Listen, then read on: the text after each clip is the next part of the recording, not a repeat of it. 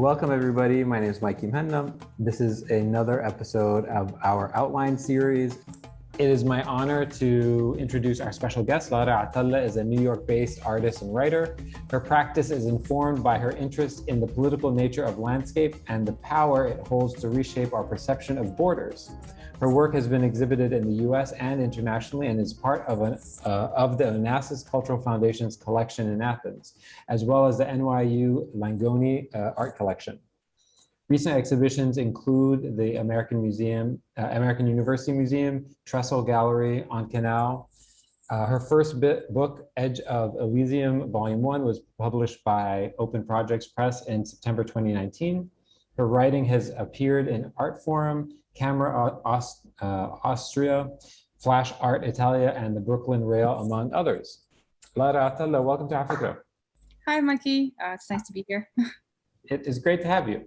So, when we introduce people who are, multi-hyphenates, they do a lot of different things, a lot of different media. I guess before we get started, I have a question for you. How much do you cringe when I read your bio? Like, do you still feel like that actually describes you, or you're like, oh, doesn't describe me at all? And it's always a very cringy moment where you're like, oh, why? Yeah.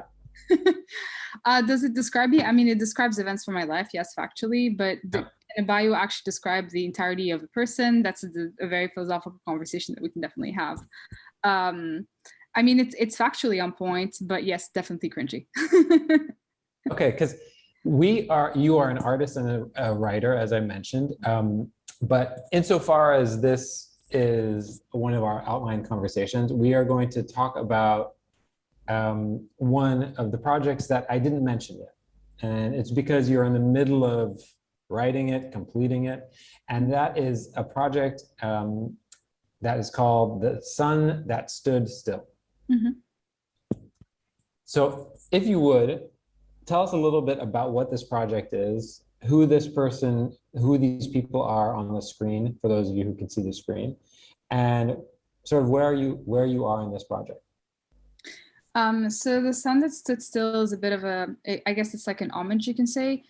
It started when my grandmother passed away at the end of 2019, like around November 2019. And, when you're dealing with the death of a loved one, not much makes sense. It's a very abstract concept and you're trying to figure out how to navigate those feelings and how to go about it in your day-to-day life.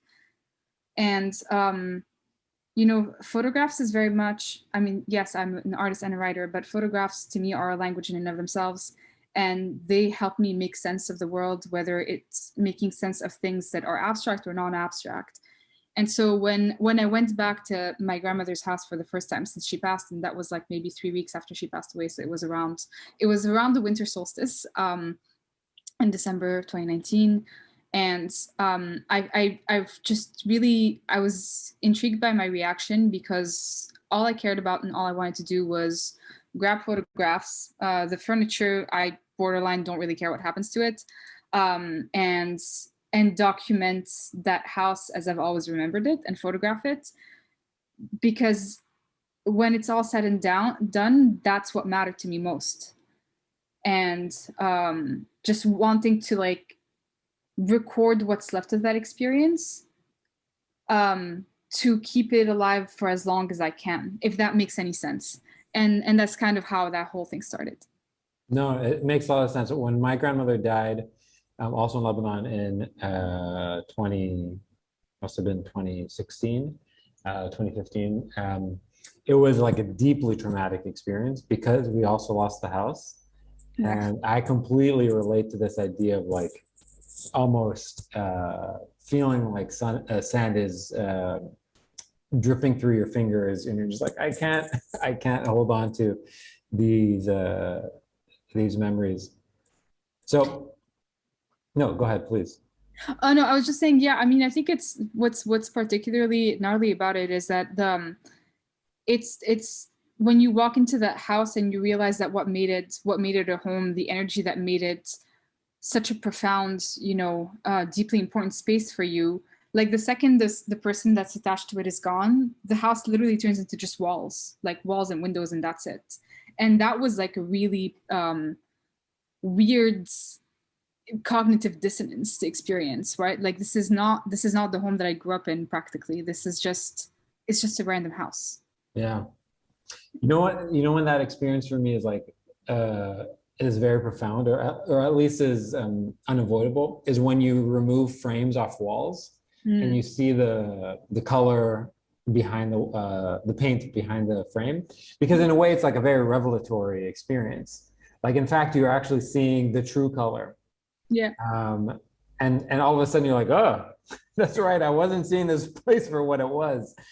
I was seeing for this, like these layers of memories and implications about who I am and who I might be and who I might have been.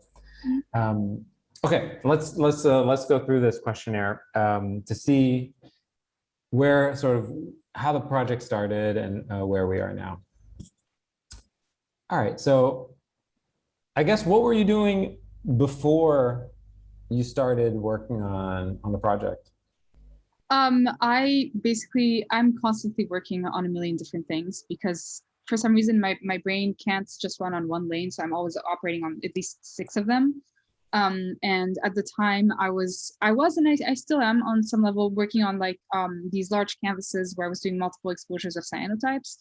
And there were cyanotypes of different skies that I had photographed in different parts of the world. And it was sort of fitting the framework that you introduced in the bio. So, you know, my interest of like reflecting on how photographs of landscapes inform how we perceive borders and sort of nullify them, or at least trivialize them in a way. And I think the whole point for me of doing that project before, and still, like, it's a little bit on the back burner, but it's still something that I'm investigating, is I was obsessed with finding out what happens when you layer cyanotypes of different skies from different time zones and different continents, which in and of itself collapses this idea of photography as a record of a specific moment in time. And that was kind of what was happening mainly in the background when this thing happened. Yeah. So before we move on, I mean, the project started because of the sort of a tragic event, but it's the most predictable tragic event, right? Yeah. And yeah. Sadly, I mean, this is how I felt about it when I went through something similar. So I'm curious, when did you kind of? We have another question of like, when did the project actually start? When did you actually start thinking about this at some point? I think it actually started literally the moment I walked inside that house, because I didn't know what to expect and how I would react when I first walked in there. And I think it's very telling and revealing that my first instinct was, I don't care about any of that stuff. I just want the photos. So just tell me where the photos are, like where you filed them, and I'm just gonna go and sit. I'm gonna sit over there, and you guys do whatever the hell you want to do. And these photos you had seen before? Sorry? Are these photos you had seen before? Some of them, yes. Some of them, no. They were, because they were kept in like old photo albums. Some of them I was definitely familiar with. Others were a surprise to me or revelation. Some I had remembered seeing many years ago when we randomly dug through photo albums, but it wasn't. Some of them were not photos that I would revisit like on a yearly basis when I would go back there. So they were kind of like, oh yeah, interesting. And I think like there were different things happening at the same time. Like I think so. Should I talk about the title now? Should Sure. I say the title? Yeah. So the title, The Sun That Stood Still, is actually at the same time that this was happening. So like I said, the first time I went back to that house was during the winter solstice. And because I'm someone who's obsessed with language and etymology, on that same day, I found out that solstice, like the etymology of that word, means the sun that stood still, because that's the time of the year where the sun's, day and night are of equal length. And that's because like there's something about the motion of the sun where it sort of almost slows down a little bit. Or I'm not explaining this properly, but basically the etymology of the word is the sun that stood still. And it just something at that moment clicked with me, where I'm like, I'm looking at these photographs. I'm in that house for the first time in a long time. Everything's different.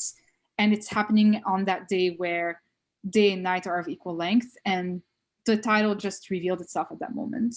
And everything revealed itself at that moment. It just like, it was it was a chain reaction where things just snapped into place within seconds. So tell me about that snap. So what did you think that project was in that moment? You're like, oh, this makes sense. Like, what was it? It was just, it was really about trying to not necessarily rationalize, but work through feelings regarding something that is profoundly abstract, right? Like we talk about losing people all the time, and we know that it's a part of life. It's not like it's a surprise or anything. Yeah. But it doesn't change the fact that it is a very abstract notion. Like one minute they're there and the next they're not, and you're never going to see them again. It sucks. Like there's no sugarcoating this. Yeah. And I think when you're first confronted with that, or at least my reaction, I'm not going to speak on behalf of other people, but when I was first confronted with that, I needed to immediately rationalize it one way or another. And this was the only way I know how, because this is how I navigate the world anyway, right? Like I navigate the world by taking pictures of stuff around me, whether it's with my phone or whether it's with my camera. It's just how I cope with things. And that's sort of how it all organically came together and started developing and taking on a life of its own later on. Yeah. I'm interested in this idea that like looking at photos that you hadn't seen before, because in a way you're sort of actively changing your memory, right? You're introducing new memories and new data into your memory of somebody. What was that experience like? It's maybe this is like a weird way to put it, but there's something a little dangerous about it, because you're obviously aware that whatever the photographs are showing you is a very specific framing of reality. And it's very easy to go on this whole myth building adventure where you're creating legends and stories that couldn't be more divorced from the reality.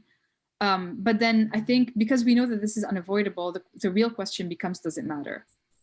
Yeah. And that's something that I don't really have an answer to. I don't know if it matters or not, that those myths and those legends are not real, likely, or at least like if they are real, they're highly overplayed or underplayed.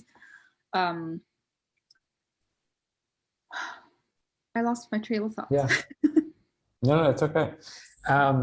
Okay, let me ask you this question. Are there any like unlisted co-founders who you're not working with, but you think are inspiring the way you approach this work, the way how that it's informing your work? And this question is a little odd, but the idea is every single project is a remix of something, is inspired by something. And so like, who are you kind of sampling and remixing in your approach to this? So actually one of the co-founders is with us tonight, and it's Tanya Tabulsi. She definitely, like, she's someone whose work I respect a lot. Thanks for being here, Tanya. And she's one of the people who's influenced this project one way or another. And other people that I look towards like these types of, just like how I approach my practice in general, like there's Ahmad al-Baik, who's a filmmaker, and his way of approaching processing tragic events, so tragic memories, stylistically doesn't look like anything I do, but the ideas behind it and the way that he approaches impossible situations in life is something that I deeply relate to. And then other people whose work I very much relate to are also like Bushra Khalili and Emily Jasser. And I guess like, different levels of involvement, obviously, right? Like I don't have personal relationships with much of these people, but their work definitely speaks to me in a way that I know like it percolates in certain areas of my work. Interesting. Okay, great. Let's keep going. As you worked on this from 2019 to now, what are some of the things that created friction, that slowed you down before you really, I mean, you still haven't fully published the book, but as you've been working on it, what are some of the things that created friction? Well, so the book is not launched or anywhere near that, but what created friction for me was just my own way of dealing with grief, right? Like I first I started off wanting to rush into this and scan photographs and just get to work and let's just do it. And then I realized that come February, I was not ready to do this at all.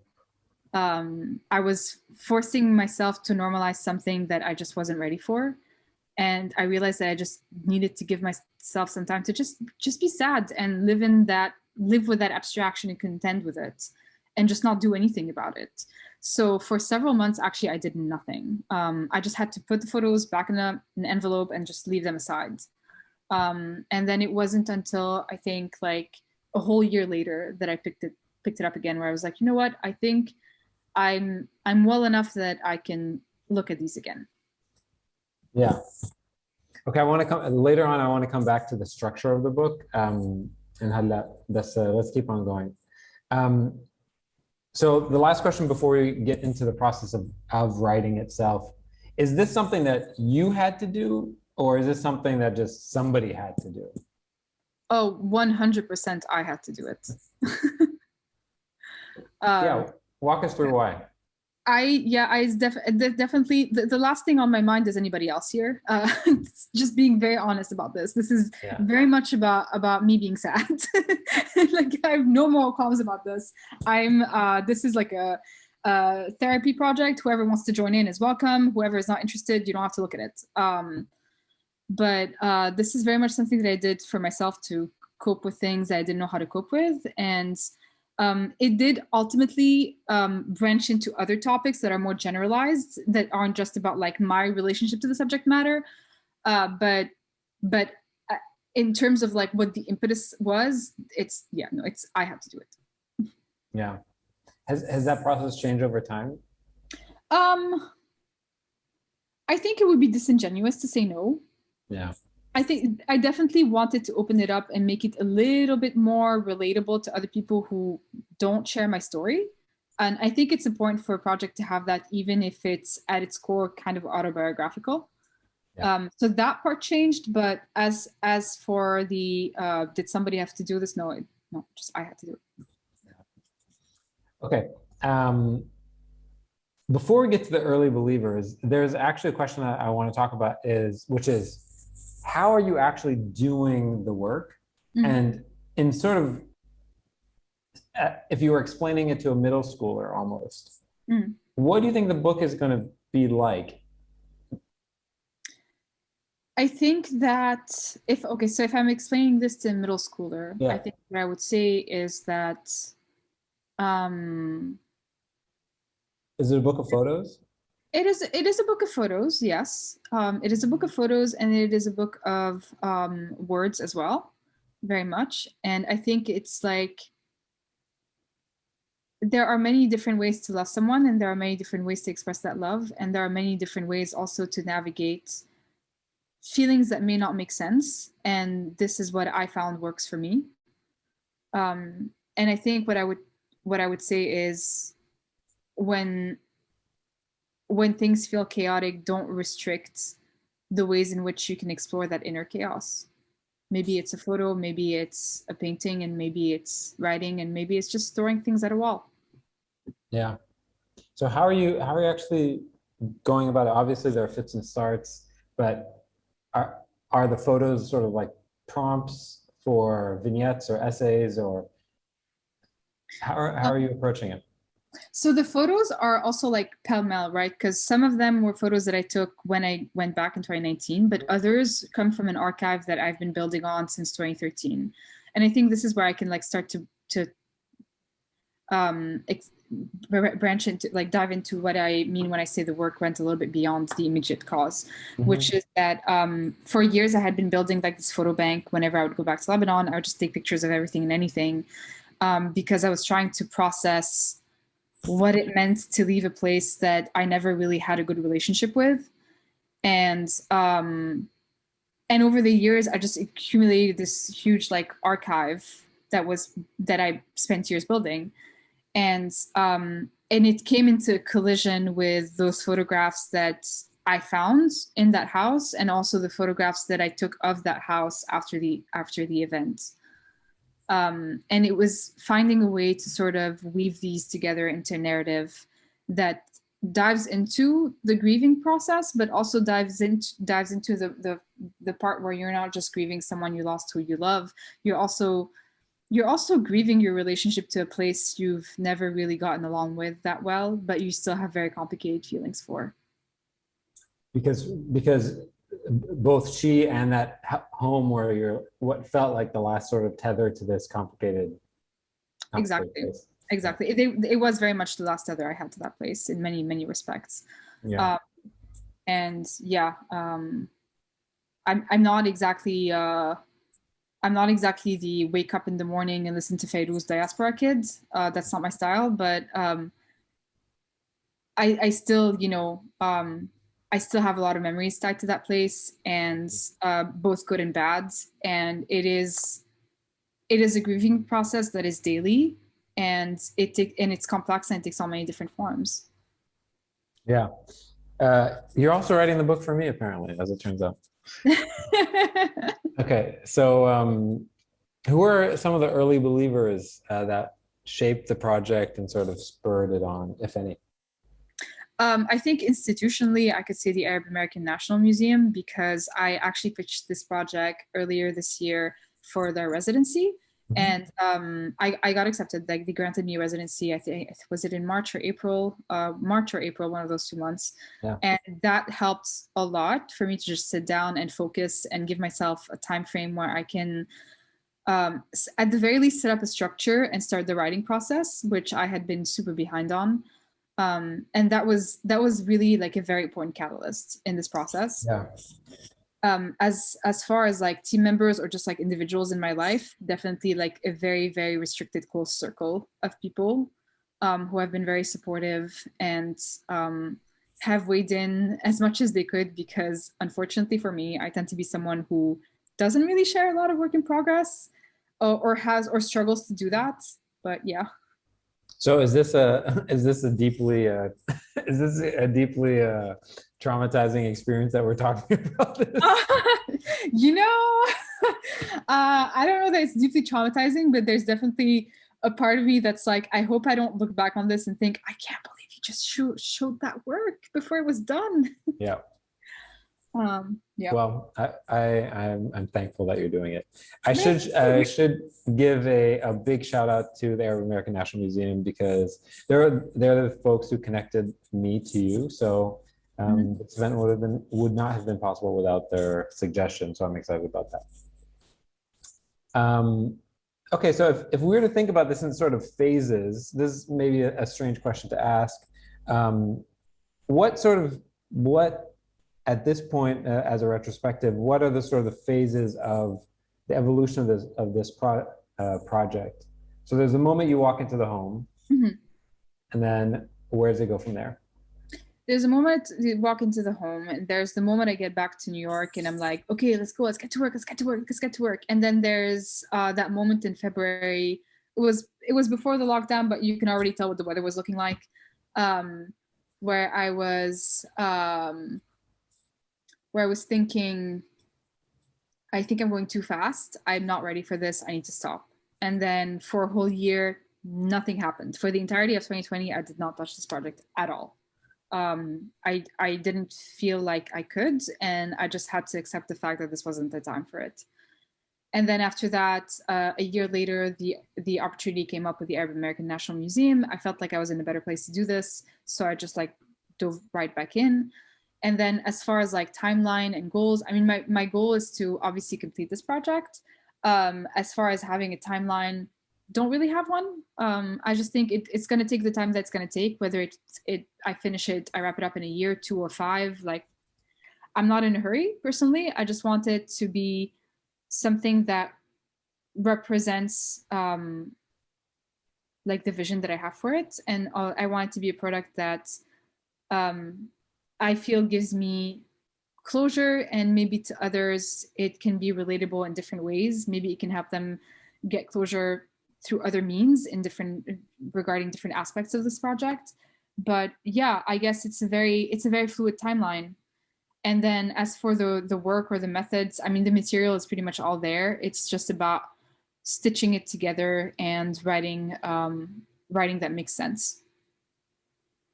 Are you writing that makes sense? So do you feel like you're revealing the writing, or you're sort of, or do you feel like you're discovering what you need to say or inventing what you need to say?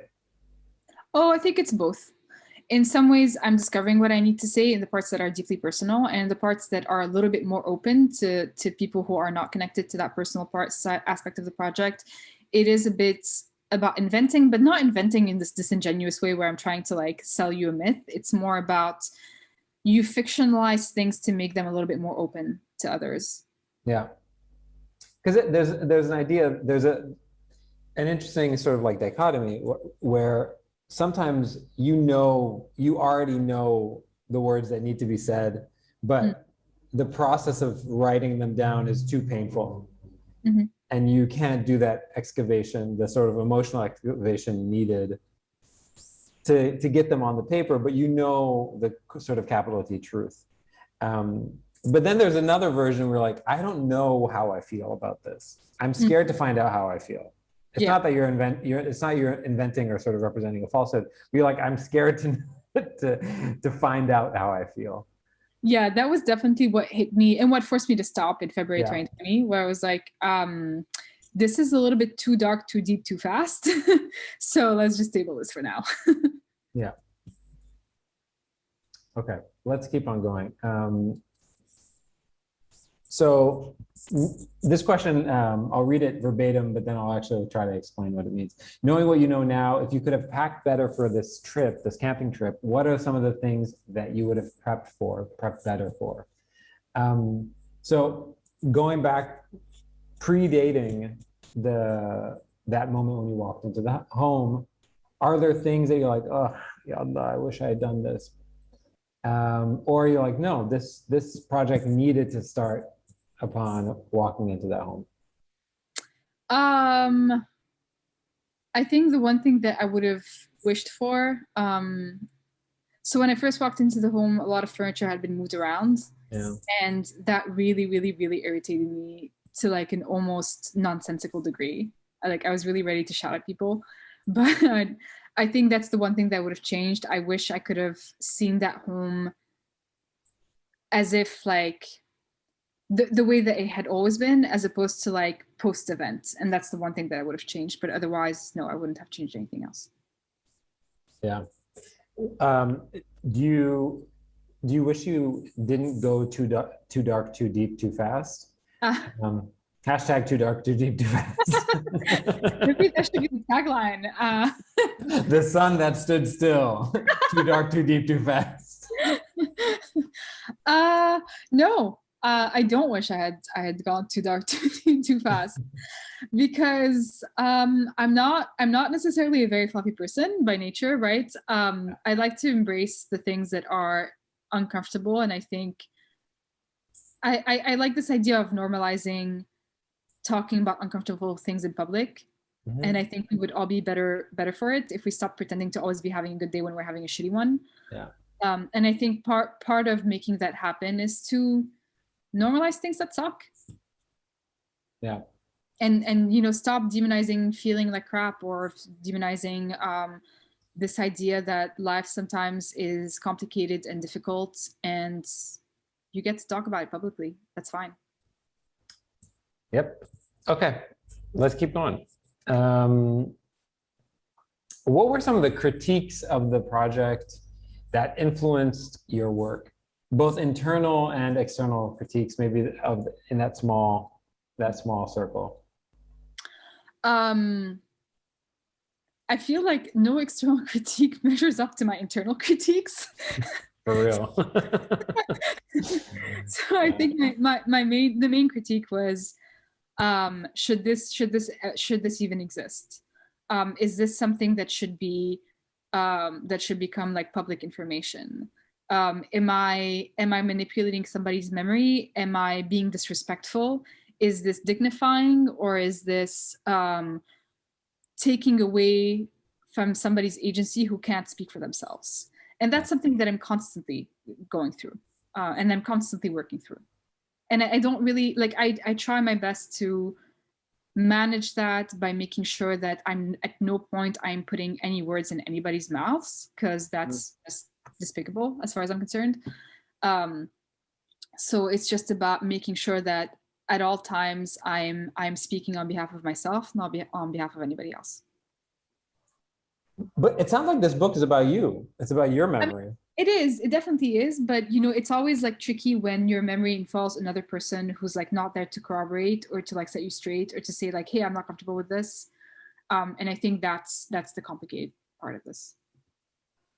Okay, let's keep going. So what have been some of your most instructive failures, both in sort of, I guess, in the process of writing this? Oh, writing is a mess. It's such a complicated thing to write. I mean, the photos are one thing, but like trying to come up with a text that complements and doesn't illustrate, writing that adds a story that is worthwhile. It's that is a failure that I contend on, you know, whenever I'm working on this, right? Like, it's not to say that every time I write it's a failure, but like, it's definitely the thing that's looming in the background, right? How do you make a text that reinforces the photographs, but doesn't eclipse them, and adds a dimension to this work that the photos on their own could not add? And that's trial and error constantly. Yeah. Okay, let's keep going. This is a weird question in this type of thing because it's so emotional, but I'll just read it as is and then we'll sort of interpolate it. How do you quantify achievement? What does success look like? What are you sort of proud of with this type of project? Success, achievement doesn't really fit in the realm of the emotional, but there must be a way that you think about what you hope writing this project will feel like at the end. I think the success that I'm aiming for, the achievement that I'm aiming for, is to start from like the start that threads. Start with a personal story and successfully branch it out to much bigger issues that are not so connected to that story. So like there was a slide earlier where I was showing like newspaper clippings from like Greece sending refugee back, and then Denmark doing whatever the hell fascist shit it did recently. And I think what I want this end product to do is to go back and tie it into the what guides my work, which is like constantly questioning what are the what is the implication in participating in nation states, and what is required in maintaining a border, and what are the consequences of upholding people to irrational man-made borders. And I think it's challenging with a project like this because it is not connected to that directly. But if you think about it, it whenever you're from like the Levant, everything always boils down to that. And I think, I mean, it's not necessarily just from the Levant, right? Like we're all bearing the consequences of borders being reinforced and the violence that is required by all borders to be maintained. And I think the success of the project for me is to make sure that one of the main takeaways is that we started with a personal story, but we ended on a reflection that is much deeper than that and much more broad than that. And I think much more important than that ultimately. Yeah, so the idea is, I have a hard time with this home. Entering this home is a really painful experience because this is the last tether I have to a very complicated place. And the reason why the complication of this place is because these borders are artificial, and even the nation state may or may not be artificial. And it's just this tragic event reveals this larger, enormous tragedy. It is, but and it's funny. It is funny, but I think it's also like a product of when you look into the family tree, you realize that no one came from one single village or one single place, right? Like everybody came from what is now considered a town or a village in an entirely different country, which was decided by foreign powers we had nothing to do with. And I think, and I guess like I should have made that clear a little bit earlier, but I think that this was the connecting thread, right? Because like my family origin, the more I go back generations and generations, you realize that there's like the concept of being Lebanese is kind of absurd. Like, yes, those are my papers, but objectively speaking, my family comes from many different parts of the Levant, many different parts of the Mediterranean. Yeah. So what is this joke that we're all willfully participating in that actually isn't even written by us, but somehow we're the punchline? Yeah, exactly. I'm trying to look this up. It's basically like, I'm just look this up real quick because I want this joke to land. Basically, the actual day the sun stood still was November 22nd, like 1946, when everyone just like paused and like, okay, you're all Lebanese, and you're like, what are you talking about? Yeah, like what does that actually mean? I mean, especially, you know, like looking into my family history, like my grandma spent 1943, excuse me. 1943. And my grandma spent the earlier part of her childhood in the South because they needed to be within close distance to Palestine, which at the time was not Palestine, it was just like the town over, right? Yeah. And then the reason they relocated from that South was 1948. And there's like, yeah, it's a punchline, but well, you get it. Yes. Yeah, no, it's so true. I mean, I have this recurring refrain that I always use when I talk about Africa, because people love one of the first questions people ask when I introduce them to Africa is, how many people are in the diaspora? Is this mostly for diaspora, or is this mostly for people not diaspora? Mm-hmm. And my response is, we're all in the diaspora. This is a ridiculous notion. Like the idea, I was like, Ahmad Sharif, whose grandparents were from Zahri, for example, but he grew up in Alexandria. Is he in the diaspora? Mm-hmm. You know? Exactly. Okay, let's keep going. And I should, sorry, just to add something, because please. I like to be a little bit spicy. Not diasporas are born equal. There's a difference between being part of a colonizer diaspora and being part of the colonized diaspora. And I don't think we talk about that nearly enough. Yeah. Okay. So what's next for you and this project? What can people sort of look forward to, or? Well, hopefully I'm able to get my shit together and finish writing, and then ultimately we'll have an actual physical book. As to when that's gonna happen, no idea. But yeah, the point is to just power through and wrap it up. And I think that the writing is the biggest hindrance right now. Okay. Great. So we have some time for some questions. Francesca, we'll start with you. You can unmute yourself and turn on your video and ask your question. Hi there. Okay, I was playing with my hair and was like so not ready to come on video, but hey, here we go. There you go. Hi. Okay, so I had a quick question, and that was basically, so I understand the project is still in process, and I was just wondering that, you know, your main subject is grief, but what message would you want the reader and viewer to take away from the book?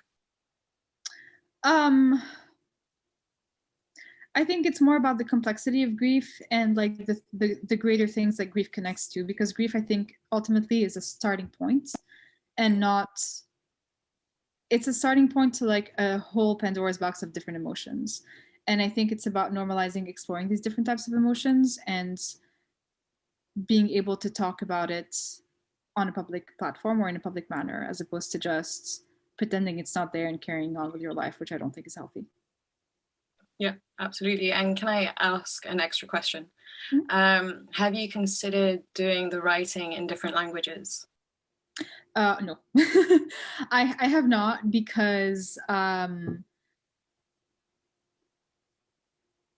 it just hasn't occurred to me. It came together like that. It's probably going to continue like that. Will this change down the line or in the future? I couldn't possibly tell you today, but I don't think it will. I'm not sure. All right, I was just curious. Mm-hmm.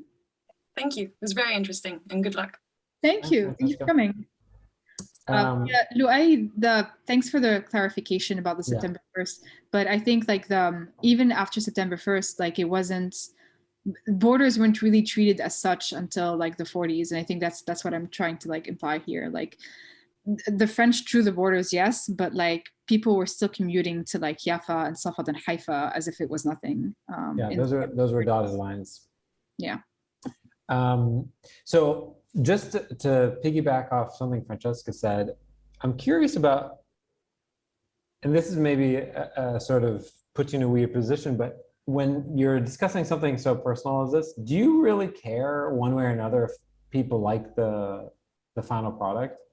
Insofar as this is very much like a internal exploration and reflection, does it really matter to you one way or another if it resonates much with people? Do I really care whether they like how I feel about my family? No, not that part. I don't care at all. Yeah. I think the best way to phrase this is to say that, wait, hold on. What was my thought? It doesn't matter either way. Like whether they like it or don't is not going to impact whether this project happens or not. And I think that's the case with any project. It's not just this one. I hope that people can take something away from it if they feel so inclined, but ultimately, if it's not their thing, okay, not your thing. Cool. Okay, I think that's Yasmin. Yasmin, if you want to turn on your camera, you're already unmuted. You can go ahead. I'm gonna disappoint everybody. I'm not. Oh, you're not Yasmin. No. So yeah, my name is Fuad. The initials are just a code word for Lara. So I had a question that I typed in the chat room, but I'm just gonna elaborate. You guys can read the actual words that I wrote. I'm always interested in projects like this that start with a trauma experience or as a reaction to an event. And there's a decision taken in the moment to do something about it. And that's how the project starts.